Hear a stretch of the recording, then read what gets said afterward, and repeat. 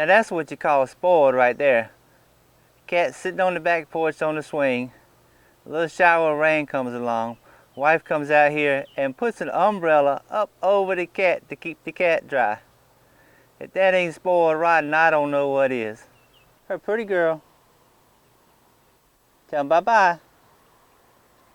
Hey guys, had a lot of questions on that hydroponic lettuce video. Some things that I did differently than maybe what else is out there. So what I'm going to do right now is do a little bit more explaining and try to give you an idea of why I decided to do what I did. And I'll say this on a scale of, say, kindergarten to 12th grade. As far as hydroponics goes, I would say I'm about somewhere at spring break of maybe the 1st grade. I got a long way to go as far as learning hydroponic stuff. But the one thing about that is, like a baby or a young kid, when they're learning, they don't know what not to do. So being as how I basically have a blank slate other than a bunch of videos and some things that I read and stuff like that, I'm more apt to experiment, maybe go against the grain, do things against the book, and see what happens. And what that would allow me to do is pick and choose different parts from other people's setups and things that work, and make something that I'm comfortable with. That's what it's about. Finding something that suits your style of growing. So I figured I would do it like this. I would treat each one of these net cups right here as like an individual plant. I would provide nutrients to it through its own dripper and do it that way. You can see what I got here as far as the supply line, just a 1/2-inch drip irrigation. I got this at Lowe's, but you can get it online at like DripWorks. Real easy to work with. You got a fitting that comes in here and allows you to connect the 1/4-inch line to it and run that to your cup. To answer the question about the little net pots, I'm just using the 3-inch. You can get these at pretty much any hydroponic store. They come in sizes probably from 1.5 inches. I think there's some that actually fit a 5-gallon bucket. That's how big they get. And inside of it, just those clay pebbles called hydroton, spelled like hydro-ton, but I think it's pronounced hydroton. And that worked out pretty good. If you wanted to save a little bit of money, instead of buying these cups right here, the net cups, there's nothing wrong with using the red.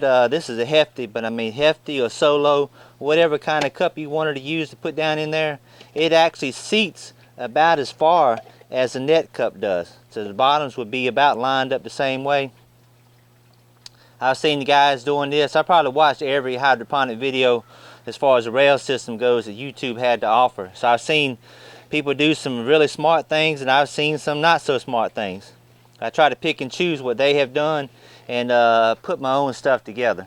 What the folks were doing, the best way to do this is take like a soldering iron and just use that to heat and punch you some little holes in there. This thing is real thin, so you're not going to be able to cut it with a drill or a knife or anything like that. I made this little notch right here and about tore the cup all to pieces. But you take a hot soldering iron and just punch your holes in there in the bottom too, so your nutrients can get up in there and your roots can get out, and that'll work fine. And I made this little slit back here, so what I could do, if this is what I was looking, the route I was going, I could take this tube right here, stick it in the back. I wouldn't have that issue with the hose sliding off the cup and dumping all my water in the ground. Inside here, what I've got is a conduit fitting, and I got this one. I used the conduit because it had a flush shoulder on it as opposed to rounded like some of the PVC ones were that I was looking at. And you put an O-ring on it. This is the male fitting, and I just went back to PVC up under the bottom. Put a PVC female adapter up under it, screw this in, snug it up. It doesn't have to be real tight, you know, like wrench tight or nothing.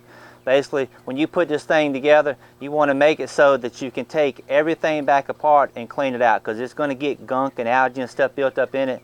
And I can take this apart real quick. Matter of fact, this should just pop up right here. See how easy that comes up? I can take this apart, disassemble it, clean it up real quick, and set it up somewhere else where I had a level platform to put it on. This question was asked several times, how much water do I have in here? You can see where I notched this out.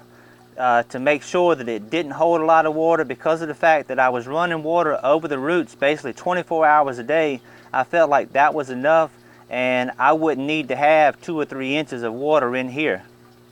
Some of the setups call for raising the water level up to maybe a ½ inch on the bottom of the cup when you first start out, to make sure that the hydroton stays moist and you give the plants a chance to develop the roots, close by. And then as it grows, you drop the water levels maybe a ½ inch or so down below the pot. I may try that next time. What I did, I just drilled a hole in the top right here so I could put a piece of PVC in. I would start out with this one right here. I just drilled holes in it. Those would be the drain holes. And you can kind of see where that's at with those holes. It would correspond with right about here on this cup. As it started to grow, I could take this out, switch it around, put it back down, and then you're going to see that it's going to drain a whole lot lower. Basically what I will have done is the plant will be established, the roots will be hanging farther down, and they'll be all the way on the bottom of the rail, and there'll still be a good inch of water in there for them to grow in. And in the event that the power went out or something like that and I needed to drain it, I can just pull this thing out real quick and it's done.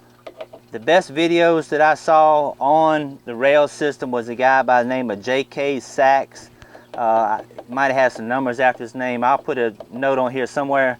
He had an aeroponic rail system where he had the misters inside and spraying and all this kind of stuff. A lot more complicated than what I'm doing right here with lettuce, but it would certainly give you a good idea of how to put some of this stuff together. I went back and made a note on the other video about this pump right here. This is about a $70 pump. You don't need a pump that big to be able to do a couple of rails to get you some lettuce or something else like that growing. The little small pumps that you get from China Mart will do just fine. This is one that I bought that I'm going to use for my larger Dutch bucket system when I get it set up, and I just set it up on here for right now. Save you some money and get the one that's about 20 bucks. It ought to do just fine. As far as the seed starting goes, I just use the regular Miracle Grow seed starting mix. Some people use rock wool and stuff like that. I don't have any experience with that, so basically I just used what I was comfortable or what I was familiar with. And any kind of container will do. You don't have to go and buy any fancy seed starting stuff. This is just a little plastic container. I think had Angel Food Loaf in it. Come out of the bakery at probably China Mart. I had seen a bunch of Paula's videos, Alan 2045. She had used stuff like this to start her seeds in. Works out really well. Any kind of container that you can just punch a few holes in the bottom and make sure it doesn't hold a lot of water will work just fine. This is the lettuce. Right here is some pak choi that I started. Want to have something a little bit different in the rails this time. And what is it growing in? Just a regular pie pan with a lid on it. Nothing fancy. As long as you got a lid to try to hold that moisture in there when these things are first germinating, they'll be fine. And I got a few Bloomsdale spinach popping up. The fella from out in Arizona, John, Arizona gardener, AZ gardener, come to see me last week I think it was, and brought me some Bloomsdale spinach seed. So we're going to try to grow the spinach, the pak choi, and the Adriana lettuce in a rail system side by side and see what happens. Hopefully they'll all get along. And then all you do, once these things get up here, maybe 3 inches, something like that, where it's a decent seedling that you can work with, I take this, separate all the plants, wash the roots off, and then stick them down in the cups with the hydroton. Real easy, trying not to crush the stem and feel back around it. And then hook the water up to it and let it go. It'll look rough for a few days, look like the thing is about to die. Don't give up on it. Now that right there is what you call a beautiful head of lettuce. You just look at that thing. I mean, absolutely perfect. Beautiful roots on the bottom of it. And while we're talking hydroponics, I'll show you what's going on with these Dutch buckets real quick. Look at that tomato plant right there. That thing got about 30 tomatoes on it right now. I'd say she's working pretty good. I'm still waiting on this bad boy right here to ripen up. Look at the size of that tomato. It's got a little bit of a green shoulder right here.